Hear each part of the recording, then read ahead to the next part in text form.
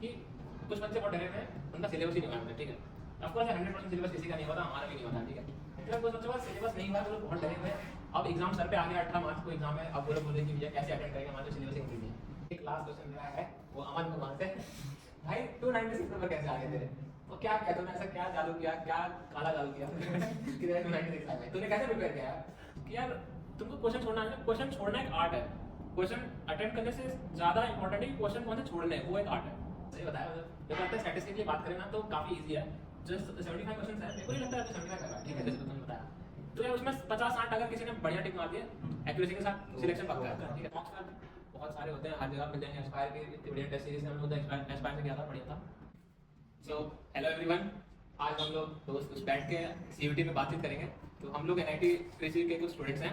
बहुत सारे हमारे यहाँ डाउट्स आते हैं स्टूडेंट्स के, एस्पिरेंट्स के कि यार ये दिक्कत आ रही है भैया, तो कैसे डील करें। अब जैसे सीयूटी का एग्जाम सिर्फ है 18 तारीख को है, राइट। सो बहुत सारे डाउट्स आ रहे थे सीयूटी में कैसे हैंडल करेंगे भैया, सिलेबस चेंज हो गया ये वो, तो उन सब पे बात करते हैं। हम लोग क्या करेंगे कि सीयूटी तो हम सबने दिया है, बाय द वे सभी के सारे कॉलेज क्लियर हो गए सीयूटी से। सो हम लोग क्या करेंगे, हम आपको बताएंगे कि हमारी अप्रोच क्या रहती है अगर हम आपकी जगह पे सीयूटी दे रहे होते और हमारे साथ ये चेंजेस आए होते एग्जाम में, राइट। सो थोड़ा सा इंट्रोडक्शन दे दूंगा हमारे फ्रेंड सर्कल के बारे में। पहले हमारे साथ है राघव। तो इनके 225 मार्क्स आए थे और इन्होंने सारे कॉलेज क्वालिफाई किए ऑफ कोर्स। फिर हमारे साथ रवि सोनवानी, सो इनके आए थे 284 नंबर। फिर उसके बाद हमारे साथ अमन कुमार है, इनके 296 नंबर आए थे। हमारे साथ प्रथम खंडेलवाल है, इनके 265 थे, और मैं सतीश कुमार 225। सो हम शुरू करते हैं। सबसे पहले तो यार चेंजेस क्या क्या है सीयूटी में वो बता देते हैं। तो सीयूटी में यार चेंजेस ये है कि पार्ट ए पार्ट बी होता था, पार्ट ए हट गया। नाउ 75 क्वेश्चन बचे हैं पेपर में और उसमें 105 मिनट्स है। जो हमारा कंप्यूटर का सिलेबस था तो उसको थोड़ा सा एक्सटेंड किया गया है, उसमें ऑपरेटिंग सिस्टम, डीएसए और डिजिटल लॉजिक्स तीनों आ रही चीजें। सो यार कंप्यूटर का सिलेबस थोड़ा वास्ट हो गया, बच्चे बहुत डर रहे हैं, है ना। तो सबसे पहले इसी में बात करते हैं कि तुम लोगों को क्या अप्रोच होती है, कंप्यूटर कैसे तुम लोग अटेंड करते हैं? बेसिकली मेरा कंप्यूटर का अप्रोच था, मैं मैथमेटिक्स बैकग्राउंड से था, तो कंप्यूटर जो था वो मेरा किसी भी सेमेस्टर में था नहीं। लेकिन स्टिल इतना इम्पैक्ट नहीं पड़ता अगर आप अपने दूसरे एस्पेक्ट को ज़्यादा मजबूत कर लेते हैं। मेरे 225 मार्क्स से पार्ट ए भी मेरा गंदा ही गया था, उसमें ज़्यादा मार्क्स नहीं आए। लेकिन स्टिल आपका जो चीज़ अच्छा है, जो आपका पार्ट आप उसमें इस तरीके से कर सकते हैं एक्सेल की, आप क्वेश्चंस को जो ज़्यादा हार्ड है उनको स्किप कर सकते हैं। विदिन 10 सेकंड्स आप देख लीजिए कि आपको क्वेश्चन बन रहा है कि नहीं। अगर बन रहा है, अगर आपको उसका आइडिया मिल रहा है तो फिर आप उसको कर सकते हैं आगे। तो कंप्यूटर का मुझे ऐसा तो नहीं लगता है कि आप कंप्यूटर पे ही डिपेंड होंगे। मैं शायद कंप्यूटर के बेसिक जो क्वेश्चन थे वही करके आया, 2-4 क्वेश्चन करे होंगे बस। हाँ, जैसे कि देखा जाता है कि कंप्यूटर का सिलेबस बहुत ज़्यादा है। डीएसए में सिर्फ linear non linear data structure भी ऐड है। तो अब जैसे टाइम बहुत कम है, अगर किसी को लगता है कि उसके कंप्यूटर का सिलेबस नहीं है वो है या वो बिल्कुल नहीं पाएंगे, तो जरूरत नहीं उसमें कुछ नहीं, उसको अभी छोड़ दो। और हो सके तो मॉक्स में जो कंप्यूटर के क्वेश्चन है उनको सिर्फ उनके बेसिक टॉपिक्स देख लो, तुम्हें कुछ बेसिक टर्म्स मिल गए उस पर सर्च करो थोड़ा क्या है। ज़्यादा देने की जरूरत नहीं है, क्योंकि अगर तुम्हारा मैथ्स या एलआर अच्छा है तो तुम्हें कंप्यूटर की मेनली जरूरत नहीं पड़ेगी किसी अच्छे कॉलेज में। मेरे हिसाब से वही मैथ्स में ज़्यादा फोकस करो, मैथ्स और एलआर में, क्योंकि वही तुम्हारे नंबर बढ़ाएंगे अगर तुम मैथ्स बैकग्राउंड से हो। हाँ, क्योंकि एमसेट में भी आपका मैथ्स जो है वो आगे काम आने वाला है। एमसेट में 600 नंबर के होंगे तो मैथ्स बहुत काम आने वाला है, तो मैथ्स में फोकस रखो। और कंप्यूटर का मैं कहूँगा कि मॉक टेस्ट में जो दे रहे हो उसमें ज़्यादा फोकस करो। लेकिन इसका ये भी मतलब नहीं कि कंप्यूटर बिल्कुल छोड़ दो, क्योंकि ये आपके प्लस पॉइंट्स हैं। ये अगर तुम्हें कुछ ब्राउनी पॉइंट्स मिल जाएंगे अगर तुम कंप्यूटर का देख सकते हो, और अगर सीएस बैकग्राउंड से तो और अच्छी बात है। और देखो कोई भी एग्जाम में अगर कोई एक पोर्शन कभी भी कोई डिसाइड नहीं करता है कि उसका सिलेक्शन होगा या नहीं होगा, अगर आपको कंप्यूटर अभी तक नहीं हुई है, क्योंकि कंप्यूटर का अभी भी सिलेबस आया है, अभी उसमें जो चेंजेस हुए हैं हो सकता है सबने नहीं करे होंगे, तो उसका ये मतलब नहीं है कि आपका नहीं होगा। अगर आपको नहीं आती है तो आप बाकी, जैसे उन्होंने बताया कि बाकी सब्जेक्ट पर भी ध्यान दे सकते हो, जैसे मैथ्स हो गया, एलआर हो गया। तो मैंने अपना एमएनसीटी दिया था तो उसमें मेरा एलआर भी कंप्लीट नहीं थी, बट स्टिल उसमें भी सिलेक्शन हो गया था। तो ये डिपेंड नहीं करता कि अगर कंप्यूटर नहीं आती तो नहीं होगा, वो अगर बाकी सब्जेक्ट करोगे तो अच्छे से क्लियर हो वही जाएगा। आपका जो वीक सब्जेक्ट है उसको आपको ओवरकम करना पड़ेगा, जो आपके अच्छे सब्जेक्ट हैं, तो बात वहीं पहुंच जाएगी। और आपके दोनों अच्छे थे और जो बाकी लोग कंप्यूटर पे टाइम दे रहे हैं वो आप मैथ्स या एलआर पे दे दो, तो फिर हो सकता है उनके 10 क्वेश्चन होगा तो आपके 5 अच्छे हो जाएंगे, फिर भी एक चांस रहेगा। क्योंकि आप सीयूटी दे रहे हो तो जाहिर सी बात है आप निमसेट के लिए भी तैयारी कर ही रहे होंगे, तो निमसेट में आपको बहुत हेल्पफुल होगा। क्योंकि मेन निमसेट रखो, सीयूटी ठीक है, सीयूटी तो दे रहे हो तो निमसेट में भी फोकस करो, क्योंकि उसमें ज़्यादा हेल्प होगी। ठीक है। तो कुछ लोगों का यार एम ही मतलब कुछ 2 साल का एमसीए करना है ना, ऐसा कुछ लोगों का बहुत सारा एम रहता है और उनको स्पेसिफिक कॉलेज से ड्यू ही लेना है, ऐसा ना उनका भी एम रहता है। तो वो लोग जैसे सीयूटी टारगेट कर रहे हैं जो, और वो लोग बहुत प्रेशर ले रहे हैं जो अभी जो कंप्यूटर यार अब 2-3 दिन ही बचे हैं, कैसे कर लेंगे ये कंप्यूटर। तो मैं बोलता हूँ कि अगर आपको कंप्यूटर करना है ज़्यादा बुक्स पढ़ने की जरूरत नहीं है, आप जाओ, बहुत सारे जो पेट क्वेश्चन होते हैं जो स्टैंडर्ड एमसीक्यूज हैं उनको आप लगा लो। बहुत सारे साइट से स्टैंड फाउंड्री वगैरह ओएस के बहुत सारे एकदम स्टैंडर्ड आपको एमसीक्यूज मिलेंगे, उसको आप कर लो। और मेरे को लगता है कि अब इतना मोर देन सफिशिएंट होगा। That's the best a person can do right now given the time. ज़्यादा प्रेशर मत लो और सिर्फ इतना करो कि क्वेश्चंस हो जाए तुमसे, बस प्रीवियस ईयर लगाओ ये सब। सो नेक्स्ट क्वेश्चन में बढ़ने से पहले हम लोग हमारे साथ एक हमारा दोस्त जुड़ चुका है आदित्य अग्रवाल। इनके भी 264 मार्क्स से सारे क्वालिफाइड। सो यार जल्दी बढ़ते हैं नेक्स्ट क्वेश्चन पे। तो नेक्स्ट क्वेश्चन यार ये था कि जो सीयूईटी का मैथ्स का सिलेबस है उसमें यार मैथ्स के जो क्वेश्चन आते हैं वो थोड़ा सा टफ आते हैं कंपैरेटिवली निमसेट के, राइट। सो और एक तो ये भी बहुत बड़ी प्रॉब्लम है कि उसमें असर्शन रीजनिंग टाइप के क्वेश्चन आते हैं। सो यार मैथ्स के असर्शन रीजनिंग टाइप के क्वेश्चन इन लोगों ने कैसे टैकल किए थे, क्या स्ट्रैटेजी है तुम्हारी? अगर जैसे अगर आपने निमसेट या उसकी प्रिपरेशन की होगी अगर पहले, तो फिर उसमें असर्शन रीजनिंग क्वेश्चन आपने कभी देखे नहीं होंगे, क्योंकि हमारा भी यही हुआ था। लास्ट टाइम हमने दिया था तो फर्स्ट टाइम हमने उनको देखा था असर्शन रीजनिंग के क्वेश्चन डायरेक्ट एग्जाम। तो अगर उसके पीवाई के अवेलेबल होते हैं तो असर्शन रीजनिंग में ऐसा होता है कि एक क्वेश्चन दिया होगा और उसके ऑप्शंस में आप ऑप्शन एलिमिनेट करना थोड़ा सा डिफिकल्ट होगा एज कम्पेयर टू जो नॉर्मल क्वेश्चन होता है। बट उसमें होगा उसमें एक ऑप्शन के जो चार ऑप्शन होंगे ना, चार को सॉल्व करना पड़ जाएगा। तो एक क्वेश्चन में चार क्वेश्चन सॉल्व करने पड़ते हैं। तो उसका बेस्ट वे वही है कि आप 1 से 1.5 मिनट दो, उससे ज़्यादा मत दो, क्योंकि अगर आपने 2-3 मिनट 4 मिनट दे दिए तो टाइम वैसे भी मतलब 1 से 5 मिनट ही है और लिमिटेड टाइम है, तो आपका फालतू नेसेसरी टाइम वेस्ट होगा। तो उसका बेस्ट वे वही है कि या तो एलिमिनेशन मेथड लगाओ या फिर उसको ज़्यादा टाइम मत दो, मतलब छोड़ दो क्वेश्चन। और अभी जैसे तुम्हारा न्यू पैटर्न हो गया उसमें 75 क्वेश्चंस आ रहे हैं, तो हम ये मान के चल सकते हैं कि क्वेश्चंस कम हुए हैं तो डिफिकल्टी लेवल बढ़ सकती है। तो उसमें बेटर यही होगा कि एक क्वेश्चन पे तुम ज़्यादा टाइम वेस्ट ना करो, क्योंकि अगर ज़्यादा टाइम वेस्ट कर रहे हो तो फिर वो तुम्हें डिफिकल्ट हो सकता है आगे। असर्शन रीजनिंग में मेन ये कह सकते हैं कि मेन एलिमिनेशन ही मेथड वो ज़्यादा प्रेफर होता है। अगर तुम्हें पीवाईक्यूज तुमने देखे हैं, वैसे उस क्वेश्चन मान लो सेम क्वेश्चन तुमने पीवाईक्यूज में देखा है तो सीधे उस पर लगा दो, और अगर नहीं भी देखा है तो तुम्हें लगता है कि बहुत टाइम लगेगा तो उसको देखने की जरूरत नहीं ज़्यादा, उसको तुम स्किप करके आगे बढ़ सकते हो। क्योंकि ज़्यादा टाइम एक क्वेश्चन पे देना तुम्हारा एक क्वेश्चन की जगह 2 क्वेश्चन का टाइम ले सकता है, तो वो तुम देखना थोड़ा सा मेन क्वेश्चन में ये भी होता है रीजनिंग के कि आप क्वेश्चन को देख के आइडेंटिफाई कर भी सकते हो कि हाँ ये कितना ज़्यादा टाइम ले रहा है। मैथ के क्वेश्चन में क्या होता है कि आप देखते हैं तो मैथ आपको अगर कंसेप्ट आता है तो आप उस पर ज़्यादा टाइम स्पेंड करते हो, ये होता है। लेकिन इसमें क्या है कि कोई स्पेसिफिक कॉन्टेक्ट होता नहीं है इसका, तो आप सिर्फ क्वेश्चन की लेंथ को भी देख के कभी कभी अंदाजा लगा सकते हो कि ज़्यादा लंबा क्वेश्चन तो आप छोड़ सकते हो इसको। और सीयूईटी में वैसे भी सबकी वेटेज सेम होती है, तो उसमें कंप्यूटर या फिर आप एलआर कोई भी अटेम्प्ट कर दो तो सबसे पहले बस वही है कि आप कंप्यूटर एलआर का ट्राई करो करने का। मैथ्स को थोड़ा बाकी नहीं छोड़ती, लास्ट में 1 घंटे में या फिर उसमें देखूँगा बस स्टार्टिंग में 15-20 मिनट से एलआर का कंप्यूटर करो, क्योंकि जहाँ से स्कोर आ सकता है। बेसिकली तुम्हें को डिसाइड करना पड़ेगा कि क्या ये क्वेश्चन वर्थ है कि नहीं। और सीरीज में क्वेश्चन जनरली ज़्यादा टाइम लेगा कंपैरेटिवली बाकी पार्ट्स के क्वेश्चन से, तो तुम्हें खुद जज करना पड़ेगा। और एक बात क्या है ना, एक बार देख लेना क्वेश्चन, गो थ्रू कर लेना, क्योंकि जैसे नेमसेट में आदत होती है तो क्वेश्चन देखते ना यूजुअली घुस जाता है सॉल्व करने में, वो मत करना, एक बार जज कर लेना कि कर भी सकता हूँ। सही बात है सर। एक और क्वेश्चन आ रहा था हमारे पास कि कुछ बच्चे बहुत डरे हुए हैं, उनका सिलेबस ही नहीं मानते, ठीक है। ऑफकोर्स 100% सिलेबस किसी का नहीं हुआ था, हमारा भी नहीं हुआ था, ठीक है। फिर कुछ बच्चों का सिलेबस नहीं हुआ, वो लोग बहुत डरे हुए हैं। अब एग्जाम सर पे आ गया, 18 मार्च को एग्जाम है, अब वो लोग बोल रहे हैं कि भैया कैसे अटेंड करेंगे, हमारा तो सिलेबस ही कंप्लीट है। तो यार मान लो कि तुम लोग को उनकी जगह पर रख दिया गया, तुम्हारा मान लो सिलेबस कंप्लीट है ही नहीं, तो तुम लोग कैसे पेपर को डील करोगे? अब जैसे सिलेबस नहीं हुआ तो ज़रूरी नहीं कि ज़्यादा मार्क्स लाने के लिए पूरा सिलेबस कवर नहीं जरूरी। तो ऐसा कर सकते हो कि जो तुम्हारे सिलेबस जो इतना पार्ट कवर है आप मतलब अपने स्ट्रॉन्ग पॉइंट्स पे खेलो, कि जो हमारे पॉइंट्स जो ज़्यादा अच्छे क्लियर है उस पर खेलो, जिन सब्जेक्ट्स का या जिन टॉपिक्स का वेटेज ज़्यादा है उस पर जाओ। ज़रूरी नहीं कि तुम्हें सारे अगर टॉपिक्स क्लियर कर जाओ तो यही सही है, क्योंकि मेन मार्क्स उन्हीं के आते हैं जो क्वालिटी पे बिलीव करते हैं क्वांटिटी पे।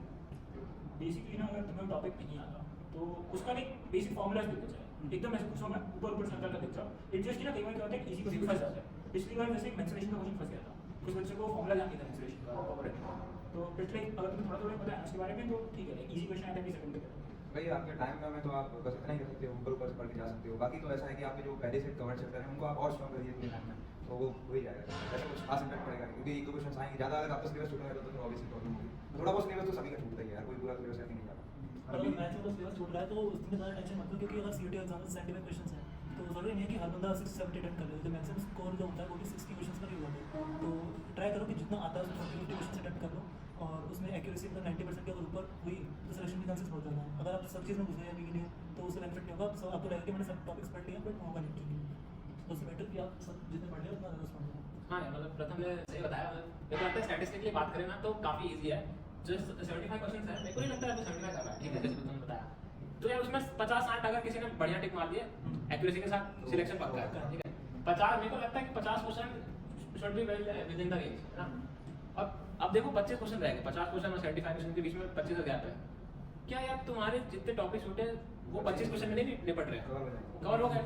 बाकी जो तुमने पढ़ के आया वो तो 50 क्वेश्चन कवर कर रहा है ना, उसमें ध्यान दो ना यार तुम। और अगर उतना कर दिया सिलेक्शन कहाँ रुक रहा है तुम लोग का, है ना। तो उस पर ध्यान। और अभी ऐसे ही तुम्हारे पास बहुत कम टाइम है, तो अब तुम पूरा सिलेबस कवर करने जाओगे तो वो एक तरह से इम्पॉसिबल सा एक टास्क है। तो इस मोमेंट में तुम ये कर सकते हो कि अपने स्ट्रेस को मिनिमाइज करो और जो कर लिया है उस पर ही फोकस करो। भाई अगर अभी पढ़ोगे तो वो मैसअप हो जाएगा। ठीक है, तो यार एक स्ट्रैटेजी पे बात करते हैं थोड़ी सी कि सीयूटी में क्या होता है, सारे क्वेश्चंस के 4 नंबर्स का वेटेज है और -1 होता है नेगेटिव। तो यार मार्क्स मैक्सिमाइज करने हैं, है ना, तो उस पे क्या स्ट्रैटेजी है तुम लोगों की? बेसिकली स्ट्रेटजी ऐसी रहती है कि आपको क्वेश्चन को आइडेंटिफाई करना है। पहले तो आपको एक अप्रॉक्सीमेशन लगा के चलना है कि अगर क्वेश्चन में आपको 2 ऑप्शन आपको करेक्ट लग रहे हैं तो आप उसको टिक मार दीजिए। अगर ऐसा लग रहा है कि आपको चारों में से तुक्का ही है प्योर, तो फिर उसको छोड़ना पड़ेगा आपको। और नंबर 10 क्वेश्चन जो सपोज करिए 75 क्वेश्चन है, तो उसमें से आपको लेके चलना है कि भाई 50 समथिंग क्वेश्चन आपको वहाँ जाके पहले पेपर में पढ़ना है। डिफिकल्टी लेवल के हिसाब से भी आपको करने हैं क्वेश्चन अटैक। अब अगर बहुत टफ पेपर आपको लग रहा है तो आप ऐसा नहीं कि 60 के प्लस पहुँच रहे हैं, ऐसा नहीं करना है। बेस्ड ऑन डिफिकल्टी लेवल आप तुक्के मारिए कि अगर आप क्वेश्चन पहुँच रहे हैं 30 तक तो आपको 45 तक तो लेके जाना है, तो 15 तुक्के आप मारिए। और बाकी अगर आप बहुत इजी पेपर लग रहा है तो फिर ज़्यादा तुक्का मारने की जरूरत नहीं है, आपको जो परफेक्ट आ रहे हैं क्वेश्चन उन्हीं को रखते हैं। ऐसा कोई सोच के मत जाइए कि मुझे 250 या 260 प्लस ही मार्क्स लाने हैं तभी मेरा सिलेक्शन होगा। वो मत इम्पोर्ट मेंटालिटी लेके मत जाओ, क्योंकि हो सकता है कि पेपर की डिफिकल्टी ज़्यादा है तो मार्क्स ऑब्वियसली बात है कम ही होंगे सबके। तुम्हारे लिए ये कॉम्पिटेटिव एग्जाम है तो कॉम्पिटेटिव एग्जाम में ऐसे ही होता है।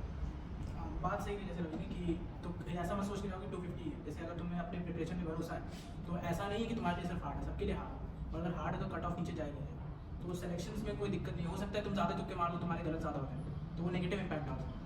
और रही बात मार्क्स मैक्सिमाइज करने की, तो क्वेश्चंस पहले चूज़ करना सीखो कि कौन से क्वेश्चंस तुम्हें पहले करने हैं, कौन से बाद में करने हैं या कौन से छोड़ने हैं। क्योंकि मेन यही है कि अगर क्वेश्चंस तुम्हें छोड़ने नहीं आएंगे तो तुम्हारे मार्क्स नहीं बढ़ सकते। ऐसा भी होगा अगर तुम सही क्वेश्चन छोड़े नहीं और उस पर ज़्यादा टाइम देती तो एंड में कुछ क्वेश्चन तुम देख ही ना जो शायद तुम बाद में देखो कि तुरंत कर सकते। तो मेन तो ये यूजुअली ना तुम गो थ्रू करोगे तो कुछ क्वेश्चन ऐसे आएंगे जिसमें तुम अनश्योर होगे, तो ऐसे 5 या 6 करके रख सकते हो कि लास्ट के 5 में बचे तो I will go with my guts कि कुछ भी हो ठीक कर लो। तो प्लस और माइनस में बेनिफिट ये होता है कि तुम हैंडल कर सकते हो उतना लॉस, इवन तो वो तुम्हें इतना नहीं गिराते। और मेन थिंग क्या है ना कि मैथ्स की जिस सब्जेक्ट में आप होते हैं कि मैथ्स में एकदम घुस के बैठ जाते हैं, वो मत करना। ट्राई करना कि दूसरा पोर्शन है उससे पहले बार गो थ्रू कर लो, बस उसमें बहुत स्पीड में मार्क्स आ जाते हैं और इक्वल वेटेज नहीं आते तो नहीं पड़ता। मतलब मैं भी यही बोलूँगा कि इधर कोई 12 मार्क्स का सीन नहीं है, ठीक है। सेट में मैथ्स होता है तो उसमें 12 मार्क्स से समझ में आता है, मैथ्स को प्रायोरिटी देती। यहाँ पे कोई प्रायोरिटी का सीन नहीं है, सबके 4 नंबर है।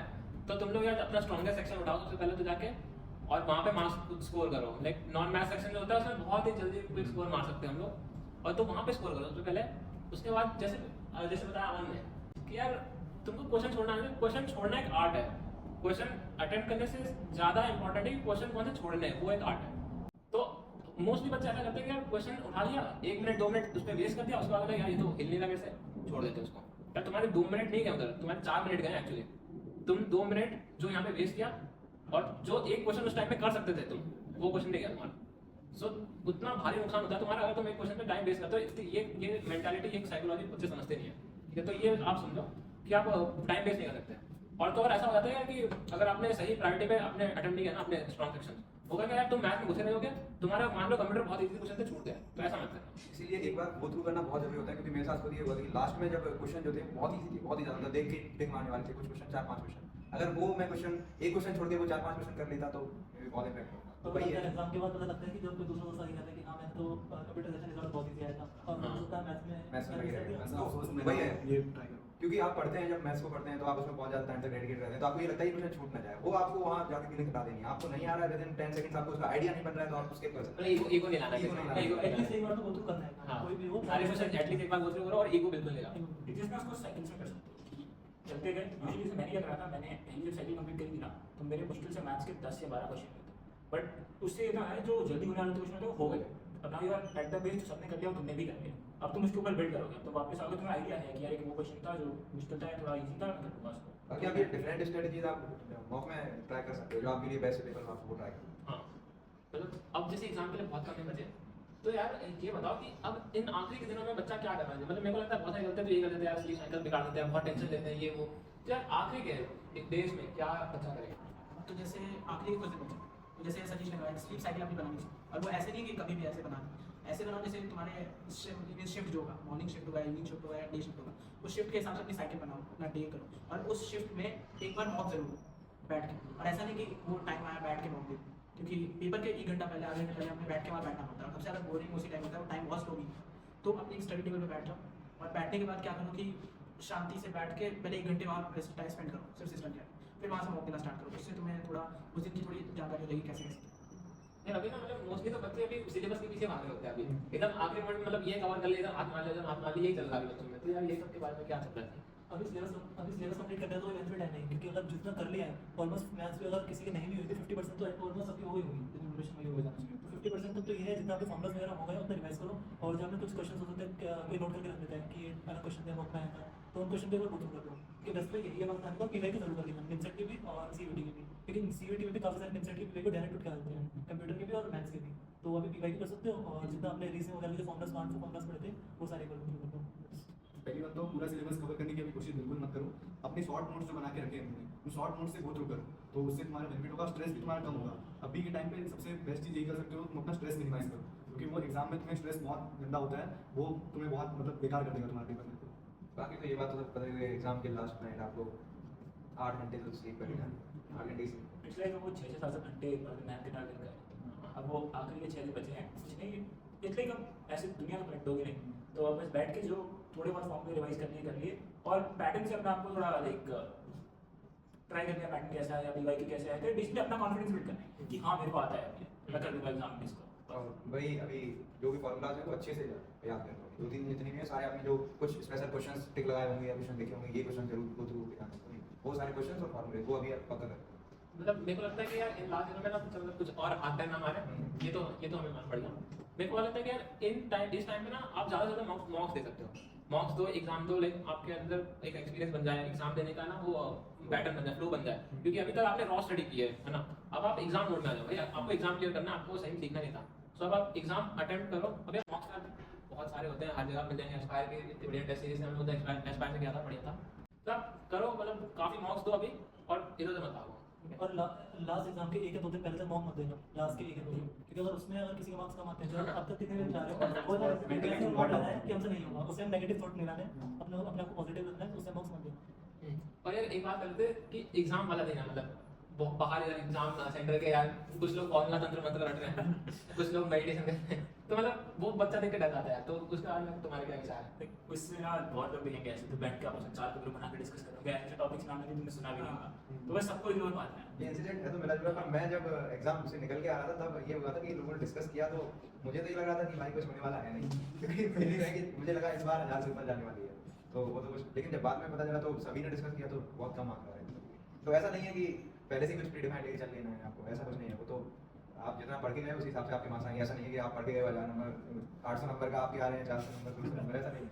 वो जैसे जैसे डिफिकल्टी लेवल भी बढ़ेगी आप तो मार्क्स ऑब्वियस सभी के कम होंगे, ऐसा नहीं है आपके लिए ही बनेगा। एग्जाम खत्म होने तक ना किसी से भी डिस्कशन करना है, और ऐसे लोगों से दूर रहो जो पहले बैठ के डिस्कशन करते हैं, क्योंकि अगर वो ऐसा कुछ फॉर्मूला बता देंगे तो तुम्हें पता ही नहीं, तुम्हारा मतलब स्ट्रेस और बढ़ जाएगा कि भाई मुझे नहीं पता, उससे ज़्यादा ये आ गया, और तुम्हें उस टाइम वही लगेगा कि सबसे ज़रूरी बाकी कुछ सिलेबस नहीं, बस ये पॉइंट सबसे ज़रूरी है, कि इसके तो 2-3 क्वेश्चन बनेंगे बनेंगे, तुम्हारा मेंटल स्टेट ऐसा हो जाएगा। भाई पूरा सिलेबस पढ़ के आए, लेकिन उसने एक फॉर्मूला बोला भाई यही आएगा यही आएगा। और सीयूटी में एक चीज़ रहती है कि आप सेंटर पर 1 या 2 घंटे पहले पहुंच जाएंगे, क्योंकि वहाँ पर सिक्योरिटी वगैरह काफ़ी चेकिंग होती है, 2 या 3 राउंड होते हैं चेकिंग के भी, तो उससे मेरा काफ़ी ज़्यादा टाइम लग जाता है, और काफ़ी कुछ के फिंगरप्रिंट भी इशू आ जाता है जब वहाँ पर चेकिंग होती है, तो उन सबसे बचने के लिए कि वहाँ पर स्ट्रेस ना हो एकदम एंड टाइम पर, तो 1-1.5 घंटा पहले पहुँच जाओ सेंटर पर, वहाँ पर बैठे रहना चाहिए, लेकिन बहुत ज़्यादा बेटर है ऐसा बैठ कर। हाँ जल्दी गए तब भी मैं सुबह ज़्यादा जल्दी तो फिर साथ में और यार और यार मैं बोलूँगा कि लास्ट मिनट पैनिक से बचना, ठीक है, लास्ट मिनट पैनिक बिल्कुल नहीं होनी चाहिए। अब मेरा एक इंसिडेंट बताता हूँ जो मेरे साथ सीटी में हुआ था, कि मैं गया था और कुछ तो सीन हुआ कि मैंने एक्स्ट्रा एडमिट कार्ड में 2 पेपर होते हैं, एक इंस्ट्रक्शन पेज होता है, तो मैं वो लेके गया था और वो फाड़ के फेंक रहे थे। मैंने जब अपना एडमिट कार्ड दिया उनको, तो उन्होंने मेरा एडमिट कार्ड में फाड़ दिया और उसके बाद क्या हुआ कि मैंने उनसे फिर बोला कि यार इसका कुछ करो आप, तो उन्होंने बोला कि जाओ अपना एडमिट कार्ड लेके आओ, और मेरे पास कोई उधर साधन नहीं था, कुछ नहीं था, सो आप एक्स्ट्रा कुछ फोटोज वगैरह रख लो, कुछ एडमिट कार्ड एक्स्ट्रा वहाँ पे रख लो, है ना। लास्ट मिनट पैनिक से बचो। मेरे साथ यही हुआ कि मैं लास्ट मिनट में पैनिक करते करते सीट पे पहुंचा, मैं 1 मिनट आधा मिनट पहले, मेरी ब्रीथिंग बिल्कुल नॉर्मल नहीं थी और मेरा पेपर उसी वजह से बिगड़ गया। तो आप लोग लास्ट मिनट पैनिक से तो बिल्कुल दूर रहो, सब कुछ प्रिपेयर रखो, ठीक है। टाइम से पहले पहुंचोगे ना, लाइक बिना चिंता की लास्ट में बहुत गड़बड़ी होगी और गंदी भी लग जाएगी, लाइन लग जाएगी, तो उसमें बच्चे पैनिक कर जाते हैं, टाइम लेट हो गया तो ये वो नहीं करना, पहले पहुंच जाओ, आराम से पहुंचो, पर ना थोड़ी इंस्ट्रक्शन ध्यान रखना। एक बार क्या हुआ था, सीटी में क्या हुआ था, तो मीटिंग को लेकर काफी स्ट्रिक्ट है, तो एक लड़की रिंग पहन के रही थी और उसकी वाली बुद्धा नहीं थी, तो they didn't allowed her to take the exam, allow नहीं करा उसको एग्जाम आने के लिए, वापस भेज दिया कि ये बुद्धा की तभी आप आओ। और ये सेंटर टू सेंटर भी डिपेंड होता है। हाँ, तो बस रूल्स का ध्यान रखना कि क्या है, एक ट्राई करता हूँ ऑलरेडी फॉलो करके जाओ। और यही अगर आप जल्दी पहुंच जाओगे अपने डेस्क पे तो आप हेड डाउन करके थोड़ा रेस्ट करोगे तो उससे बहुत हेल्प होती है, आपका दिमाग में काम हो जाता है। वहाँ पर आधा घंटे बैठे एक बार कंफर्ट जोन में चले जाओ, उसके बाद ही एग्जाम स्टार्ट करो। रश में मत जाओ पहले यू नो तो आधा घंटा वेट कराता ना तो लगता है यार बस ये होकर खत्म। पहले 5-10 मिनट एंग्जाइटी होगी, फिर 15 मिनट जब बैठे बैठे बोर हो जाओगे ना तब लगेगा कब होगा ये इसे कनेक्ट बस। हाँ, क्योंकि जब आप अंदर पहुंच जाते हैं ना तो आपके पास कुछ नहीं होता है, जैसे अभी बता रहे थे ना कि लास्ट टाइम पे कोई कुछ बता रहा है, कुछ बता रहा है, वो हड़बड़ी से फ्री हो जाते हैं क्योंकि आप अपनी सीट पे पहुंच चुके हो, मतलब आपका एग्जाम अब स्टार्ट होने है, आप कुछ और पढ़ने के फिर लिए लगता है जो होगा देखे जाएगा। आपके हाथ में आप कुछ नहीं है, आप तो बस पेपर मिलेगा उस पे। तो यार एक लास्ट क्वेश्चन मेरा है वो अमन कुमार से। भाई 296 नंबर कैसे आ गए तेरे? वो क्या क्या तूने ऐसा क्या जादू किया, क्या काला जादू किया कि तेरे 296 आ गए? तूने कैसे प्रिपेयर किया? नहीं, जैसे मैंने प्रिपेयर मेनली मेरे को मैथ्स में थोड़ी ज़्यादा करना पड़ा क्योंकि मुझे मैथ्स छोड़े हुए टाइम हुआ था। और मेरा असल में लॉजिकल रीजनिंग हो गया, पॉइंट हो गई, थोड़ा स्ट्रॉन्ग मेरा था क्योंकि मैंने एसएससी की तैयारी बीच में की। तो ये जैसे मेरे स्ट्रॉन्ग थे, इंग्लिश ठीक थी मेरी, तो मैथ्स में फोकस करना पड़ा। और ज़्यादा मैंने टॉपिक्स क्लियर नहीं किए, जैसे कुछ टॉपिक्स मैंने छोड़ दिए, इसको रहने दो। और जो स्ट्रॉन्ग पॉइंट है बस उसमें जैसे मैंने पहले कहा था कि स्ट्रॉन्ग पॉइंट पे खेलो और वेटेज वाले सब्जेक्ट रखा। और ऐसा भी नहीं है देखिए मैंने तुक्के नहीं मारे, मैंने तुक्के भी बहुत मारे थे, लकीली मेरे तुक्के सही हो गए थे। तो ऐसा था कि मेरे जैसे 10 में से 8 तुक्के सही, इससे बहुत प्रॉफिट मिला मुझे। और जैसे मुझे किसी ने कहा था कि प्रिपरेशन ऐसे करो कि जैसे इसके आगे कुछ नहीं और एग्जाम में ऐसे बैठो कि इसके आगे बहुत ऑप्शन है, तो इससे तुम्हारा मेंटल स्टेट बहुत सही रहता है। बस अच्छा फेयर वार्निंग, उनके यूआई के लिए ना तैयार रहना, वो जिस हाँ रहता है ना बहुत घटिया रहता है। बहुत बुरा लगता है। लाइक तुम अपने टेस्ट सीरीज की आदत होगी एकदम मक्खन चलने वाली, वो बहुत गंदा सकता है। वहाँ पर ऑप्शन भी अगर स्क्रॉल करते हैं तो वहाँ पर भी माउस माउस से क्लिक करके तुम्हें स्क्रॉल करना पड़ेगा नीचे, माउस व्हील नहीं होगा ना वहाँ पर। जो क्वेश्चन तुम्हारा 1-1.5 मिनट लेना चाहिए था ना वो 20-30 सेकंड फालतू में चलता है, बहुत गुस्सा आता है। लेकिन ना जल्दी चले जाओ तो ये सब चीज़ें पता होंगी पहले से।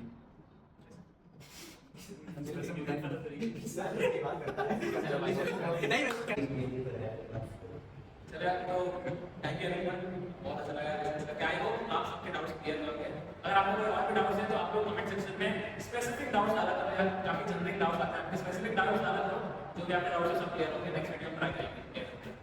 या अगर तुम्हें लगता है कि किसी कमेंट्स को देख के तुम्हारे उसके डाउट है तो उसको लाइक कर दो, तो उससे अगर ज़्यादा लाइक कमेंट होते हैं तो उसको हम डाउट करते हैं। और जैसे ये आप लोगों का टीम है, बहुत लोगों की टीम है, लेकिन अभी जैसे मैंने व्हाट्सएप पर इसको अलग लिंक पर किया था तो लोग ना अपने क्वेश्चन डाउट्स लेकर आ रहे हैं। हम लोगों ने उनको इस किया था कि बहुत सारे बच्चे कोर्स के बेसिस पर पूछते हैं, अब हम उनको कमेंट्स में रिप्लाई देंगे तो लोगों को लगेगा बहुत टेक्निकल चीज़, इसलिए हम लोग व्हाट्सएप पर किया था, लेकिन हम लोग पर्सनली बता सकें कि कौन सी चीज़ ज़्यादा अच्छी है। और जैसे यहाँ पर ये क्वेश्चन टाइप नहीं है, लेकिन हाँ यहाँ पर बहुत सारे एक दो लोग इस स्टडीज से भी आए हैं, इन लोगों ने बहुत ईज दिया था। और मैं अपना मैंने सीवीटी दिया नहीं था, इसलिए मैं यहाँ पर काफी थे और मेरा ये सेकंड अटेम्प्ट था, तो मैं चाहता हूँ कि मुझे नहीं करनी क्योंकि फर्स्ट अटेम्प्ट में इसीलिए 700 वेट के साथ अगरतला में, इसलिए ज़्यादा से ज़्यादा इन लोगों की बातों को ध्यान में रख के करते रहो।